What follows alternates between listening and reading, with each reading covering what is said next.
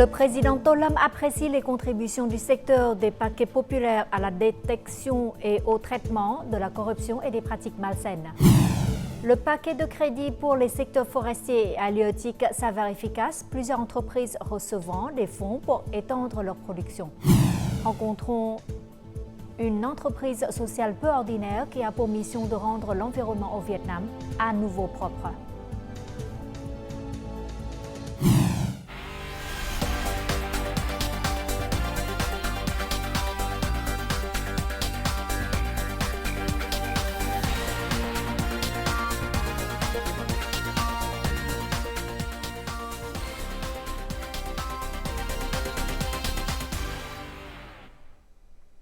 Mesdames et messieurs, bonjour, bienvenue au journal francophone. Ce jeudi 13 juin à Hanoï, le président Tollam a eu une séance de travail avec des responsables du paquet populaire suprême. Le chef de l'État a reconnu les efforts du secteur dans le traitement des affaires, en particulier celles de corruption grave et complexe, ainsi que la mise en œuvre de différentes mesures pour augmenter le taux de récupération des avoirs perdus et détournés.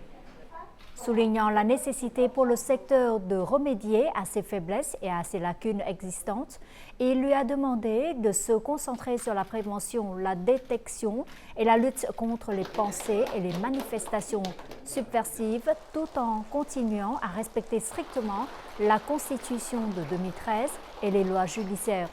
Tollam a également demandé au secteur d'accélérer la transformation numérique et d'étendre l'application des technologies de l'information pour répondre aux exigences de la construction des paquets populaires modernes.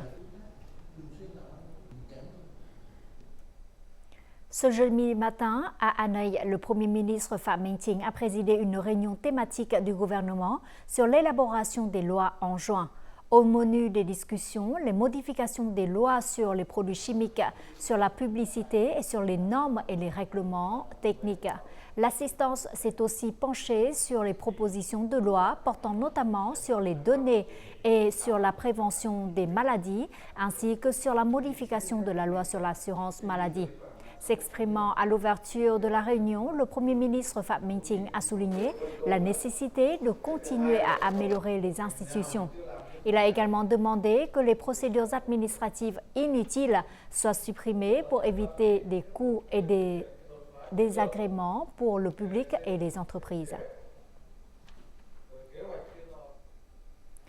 Réunis en 34e session, ce jeudi matin à Hanoï, le comité permanent de l'Assemblée nationale a discuté de la réduction de 2% de la taxe sur la valeur ajoutée pour un certain nombre de groupes de biens et de services qui sont actuellement soumis à une taxe de 10% pour les 6 mois qui restent de l'année.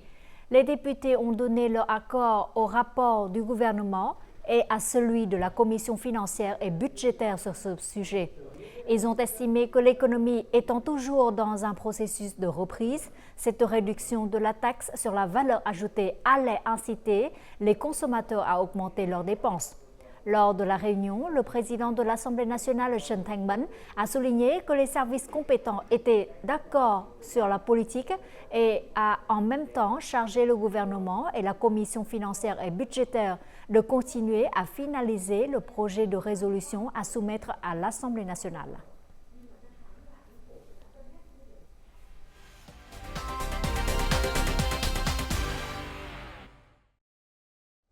Et passons tout de suite aux informations économiques.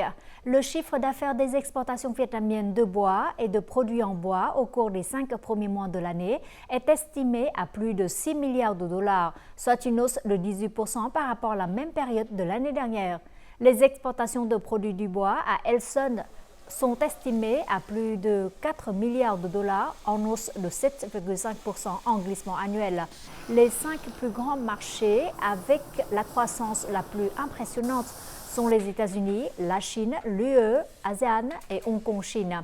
Selon l'Association vietnamienne du bois et des produits forestiers, l'industrie vietnamienne du bois a étendu son marché d'exportation à 170 pays à travers le monde, pénétrant ainsi plus profondément sur des marchés importants.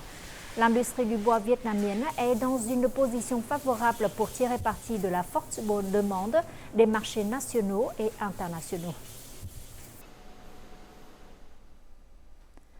En plus des efforts visant à améliorer la qualité des produits, la résurgence de l'industrie du bois est également attribuée aux politiques de crédit efficaces. Cette année, le paquet de crédit pour les secteurs forestiers et halieutiques a doublé pour atteindre 30 000 milliards de dong. Il est important de noter que l'accès au crédit s'étend au-delà des 4 banques publiques, de nombreuses banques commerciales s'inscrivant également pour participer à ce programme. Cette entreprise produit de grandes planches, dont la quasi-totalité a été vendue. Il lui faut environ 3 à 5 milliards de dong de fonds chaque mois pour acheter des matières premières. La banque fixe une limite annuelle et les fonds sont décaissés rapidement selon les besoins de l'entreprise.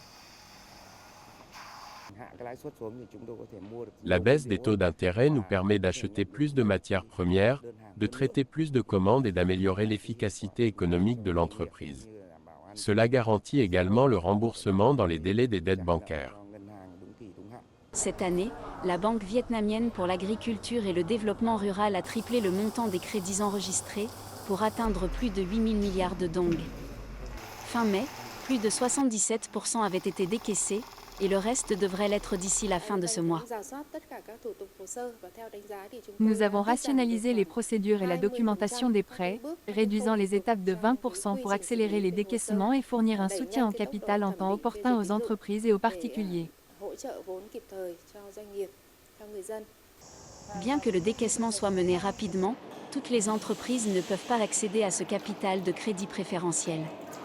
Certaines entreprises reçoivent des montants inférieurs, qui sont insuffisants pour réaliser leurs projets d'expansion. Nous avons souvent besoin de garanties sous forme de biens personnels tels que des voitures et des maisons pour garantir des prêts. Nous espérons que les matériaux et les installations dans lesquels nous investissons seront éligibles comme garantie pour ces prêts. Dans le secteur de la pêche, pour que les programmes de crédit soient efficaces, les services de l'agriculture et de la pêche devront participer à l'évaluation de la transparence et de la capacité de chaque entreprise, coopérative et individu. Selon la Banque d'État, les banques commerciales ont accordé des prêts dont les ventes cumulées ont atteint plus de 21 000 milliards dong et ont touché plus de 7 300 emprunteurs.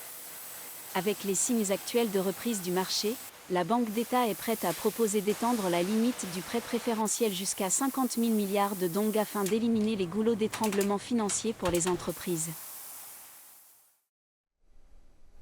À partir du 27 juin, les nouilles instantanées vietnamiennes seront exportées vers l'UE sans avoir besoin d'un certificat de contrôle de sécurité sanitaire des aliments. Début 2022, l'Union européenne a appliqué des réglementations aux vermicelles nouilles de verre et nouilles instantanées vietnamiennes en raison du risque de contamination par l'oxyde d'éthylène. 6 mois plus tard, ils ont été retirés de la liste de contrôle. Au milieu de l'année dernière, la fréquence d'inspection des nouilles instantanées était passée de 50 à 20%. La décision de la Commission européenne est une reconnaissance de la part de l'Europe de la capacité du Vietnam à contrôler la sécurité alimentaire dans son industrie alimentaire.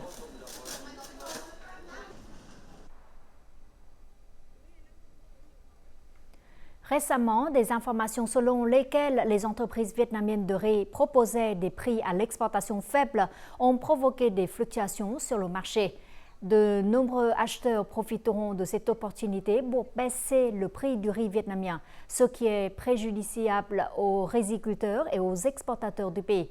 Cette situation pose des questions sur la gestion des activités d'exportation des entreprises et sur la transparence du marché du riz. Les inquiétudes concernant l'imposition de prix planchers à l'exportation ou la concurrence déloyale sèment la confusion chez de nombreuses entreprises, en particulier lorsque d'importants contrats d'exportation ont été signés. L'application de prix planchers présente de nombreux inconvénients et peut entraîner des pertes pour les entreprises et les riziculteurs. Les entreprises participant à l'appel d'offres peuvent se mettre d'accord sur le prix de l'offre pour garantir leurs droits. Le Vietnam compte actuellement 170 entreprises exportatrices de riz. En 2018, le gouvernement a publié une réglementation sur la déclaration des statistiques sur les contrats d'exportation conformément au décret 107. Cependant, les entreprises ne la mettent pas strictement en œuvre, ce qui rend la gestion difficile. En Thaïlande, il n'y a que 20 pôles d'exportation de riz, mais nous en avons plus de 100. De nombreuses entreprises exportent des produits très fragmentés affectant l'ensemble du secteur. Le décret 107 modifiant les exportations de riz devrait être soumis au gouvernement par le ministère de l'Industrie au cours du mois. Les recommandations relatives au rapport et aux inspections postérieures ont été modifiées et seront accompagnées de sanctions en cas d'infraction plus grave. La déclaration régulière des entreprises est à la fois un droit et une obligation. Selon le décret modifié, toute entreprise qui ne remplit pas ses obligations de déclaration se verra retirer sa licence d'exportation de riz. Il nous est difficile de prendre des mesures pour stabiliser les prix du riz. Je pense que nous avons vraiment besoin de sanctions fortes. La demande mondiale d'importation de riz reste très importante. Pour tirer le meilleur parti des opportunités, les entreprises doivent se conformer aux recommandations garantissant la transparence du marché. Les associations doivent également clairement démontrer leur rôle de leader en créant un consensus entre les entreprises. En plus de trouver des partenaires grâce à des événements de promotion commerciale, les entreprises vietnamiennes favorisent également leur présence sur les plateformes internationales de commerce électronique. Certaines plateformes internationales comme Amazon et Alibaba enregistrent une forte augmentation du nombre de vendeurs vietnamiens. Ceci est actuellement considéré comme un canal d'exportation potentiel. Plus de 40% des revenus de cette entreprise proviennent de l'exportation via des plateformes d'e-commerce. Pour atteindre ce résultat, l'entreprise a embauché du personnel dans le pays d'accueil et fabriqué des produits spécifiquement pour chaque marché. Grâce à cela, au cours des derniers mois de l'année, ses ventes ont doublé.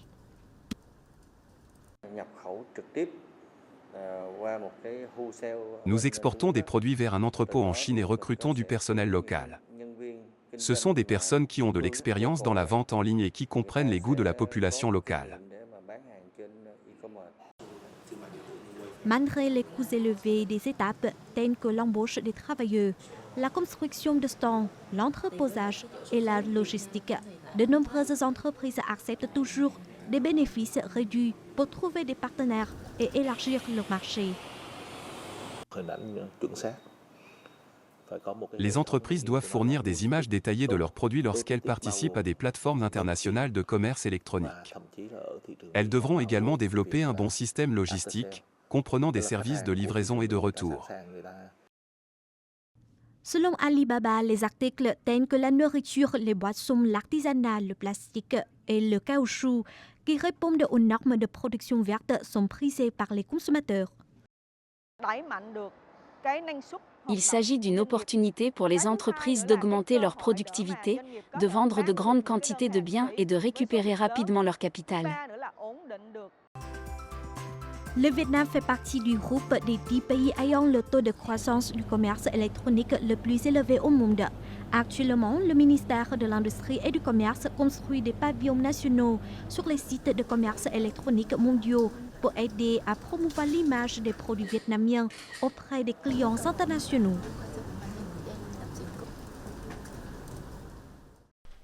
Notre journal continue avec les taux de change et l'indice de la bourse du Vietnam.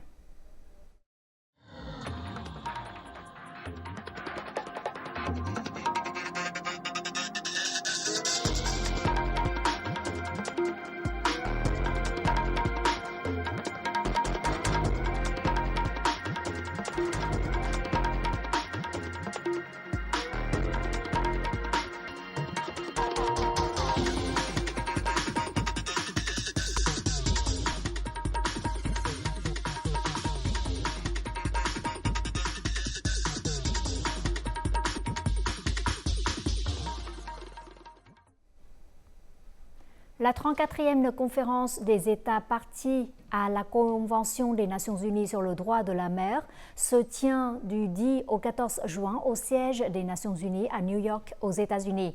Le Vietnam y est présenté par le vice-ministre permanent des Affaires étrangères Nguyễn Minh Vũ, cette année marque le 30e anniversaire de la promulgation de la Convention des Nations Unies sur le droit de la mer et le 30e anniversaire sur la ratification officielle par le Vietnam.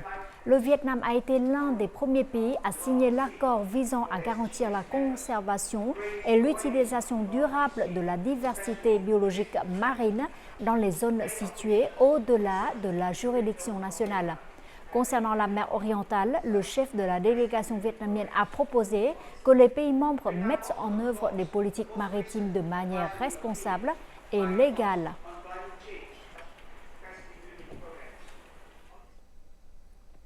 Utiliser les haut-parleurs attachés aux motos et se rendre dans les zones résidentielles de chaque commune. Telle est la façon avec laquelle la police de la province de Sóc Trăng diffuse des informations sur la sécurité sociale. Grâce à cette mesure, cette localité a non seulement réussi à prévenir la criminalité et à assurer l'ordre social, mais aussi contribue à l'édification de la nouvelle ruralité. Tout de suite, état de lieu dans le reportage qui suit. Les informations relatives au trafic d'êtres humains, à la toxicomanie, aux brasileiros ou à la prévention des incendies. Toutes ces informations parviennent efficacement aux résidents par le biais de haut-parleurs mobiles. C'est ainsi que la police du bourg de Khe Sanh, province de Sóc Trăng, met en œuvre pour sensibiliser la population au respect de la loi. Ils diffusent fréquemment les informations pour que les gens d'ici puissent y prêter attention. Nous sommes vigilants et pouvons prévenir certains crimes. Les gens ne comprenaient pas les méthodes et les astuces utilisées dans ces crimes, ils n'étaient donc pas vigilants et préparés. Mais maintenant, grâce à ces haut-parleurs, leur vigilance et leur sensibilisation sont considérablement accrues. Compact, mobile et efficace, le son des haut-parleurs peut pénétrer dans chaque petite ruelle et dans les zones densément peuplées des régions éloignées.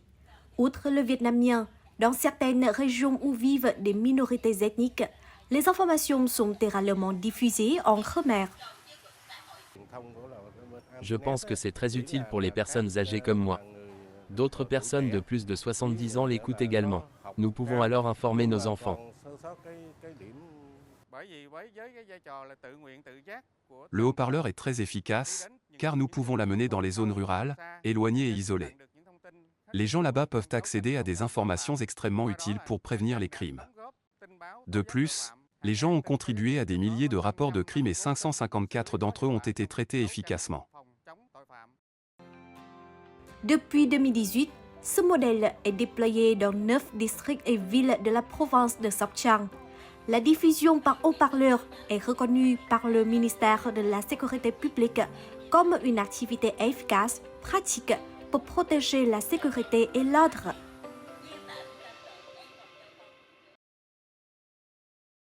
Initialement connu comme arbre feng shui, le cèdre de Cô était autrefois surexploité et était en danger d'extinction. Mais grâce aux décisions du district de Cô Tô de la province de Quảng Ninh, cette variété d'arbres précieuses a été préservée, ce qui contribue à la protection de la forêt et apporte des avantages économiques aux habitants locaux. Tout de suite, état des lieux. Après avoir obtenu son diplôme universitaire, Hyo a décidé de retourner dans sa ville natale pour démarrer une entreprise de cèdre. Jusqu'à présent, sa famille possède 2 hectares de collines de cèdre. Il y a des arbres vieux de plusieurs centaines et milliers d'années. Ils sont exploités de sorte que seulement 10% environ des arbres survivent. Parce que les gens n'ont pas de connaissances techniques en matière de pépinière et de reboisement, je limite l'exploitation sauvage. En tant qu'arbre indigène rare, le cèdre de Cô Tô a un petit feuillage qui est capable de résister à toutes les intempéries. Les cèdres génèrent des revenus aux jardiniers. La famille de Monsieur Lương fait partie des ménages qui se sont enrichis grâce à cette variété d'arbres indigènes. Les arbres de plus de 20 ans coûtent entre 50 millions et plusieurs centaines de millions de dong par arbre. Ce type d'arbre est planté sur des collines dénudées, créant un environnement vert, propre et beau et apportant une très grande efficacité économique. En mars 2024, les variétés de cèdre La Han et Noir ont obtenu un certificat d'enregistrement de marque. Cette localité a approuvé des projets de préservation et de développement des cèdres de coteaux. Dans les temps à venir, nous continuerons à investir dans le clonage de cet arbre et à soutenir les ménages qui souhaitent réellement se développer économiquement en utilisant le budget du quartier. Le fait que de nombreux ménages participent à la plantation d'arbres a créé un paysage vert et propre, augmentant le taux de couverture forestière locale jusqu'à 58%. Dépassant de loin ces valeurs existantes, cette précieuse variété d'arbres est en train de devenir un produit unique sur l'île de Koto.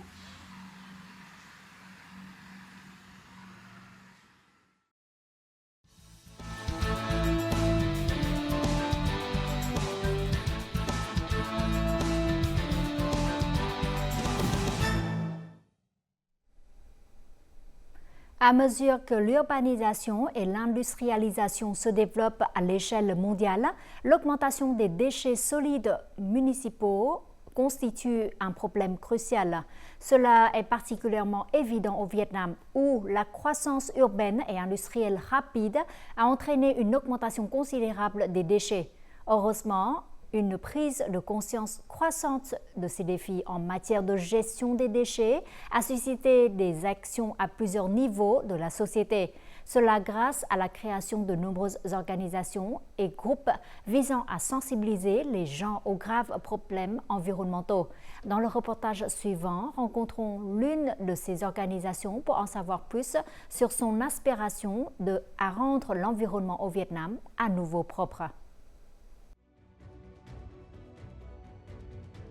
Initialement fondée sous le nom de Keep Hanoi Clean, cette entreprise sociale a élargi ses activités afin d'accomplir sa mission de promouvoir un mode de vie durable dans tout le Vietnam. Et l'histoire de Keep Hanoi Clean commence avec James Kendall, un professeur américain qui vit à Hanoï depuis plusieurs années. Bonjour, je m'appelle James Kendall. J'ai fondé Keep Hanoi Clean en 2016. James est devenu un symbole de l'activisme environnemental mené par la communauté. En 2016, lui et son groupe de bénévoles se sont lancés dans une mission de nettoyage de Hanoï, ce qui les a amenés à collecter environ 2000 tonnes de déchets sur 3 ans dans différents endroits de la ville. L'épouse de James est à ses côtés depuis le début de sa croisade environnementale.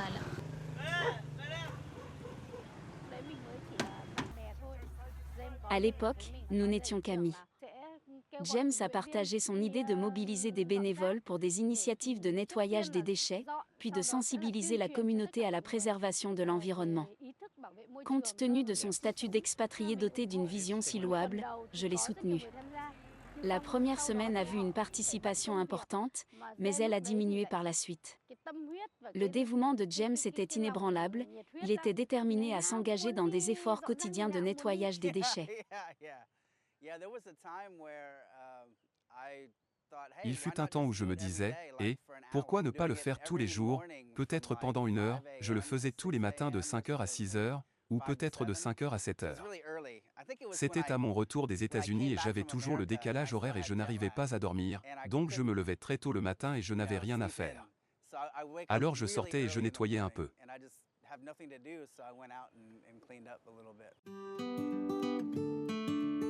James et son équipe ont collaboré avec près de 2000 bénévoles et collecté des tonnes de déchets dans plus de 50 endroits du Vietnam. Le travail de James a commencé avec un simple désir de nettoyer l'environnement qui l'entourait, sans rechercher la gloire, le profit ou la reconnaissance. Il était animé par un véritable souci de la propreté de sa ville d'adoption. Ce dévouement a incité les habitants et les expatriés à se joindre à lui dans ses efforts, conduisant à d'importantes opérations de nettoyage.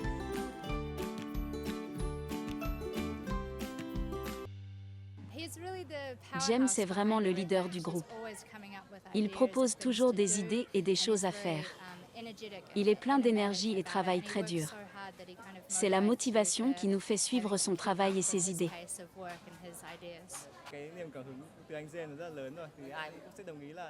Nous sommes tous d'accord sur le fait que James nous a inspirés, non seulement les membres du groupe, mais aussi les autorités locales et tous ceux qui souhaitent rejoindre notre groupe.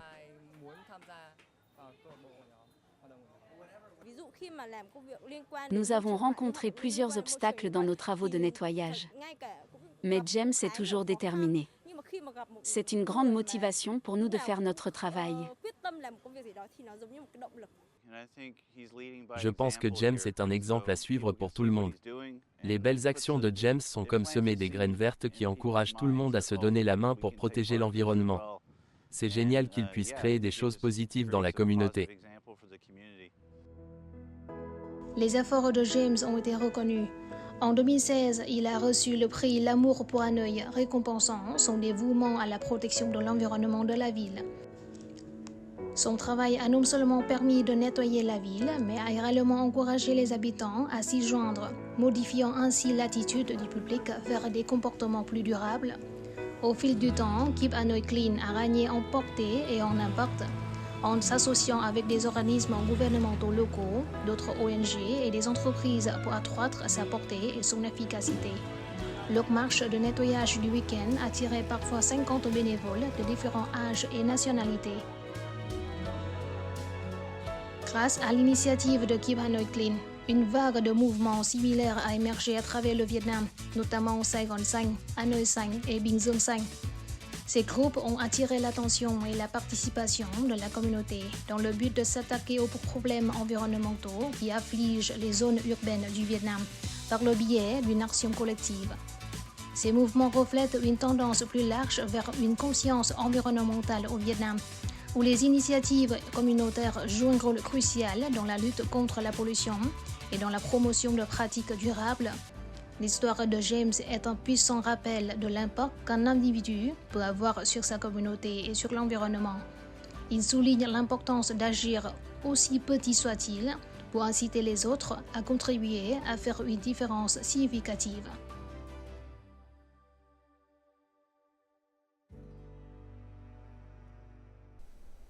En fin du journal, voyons tout de suite les prévisions météo.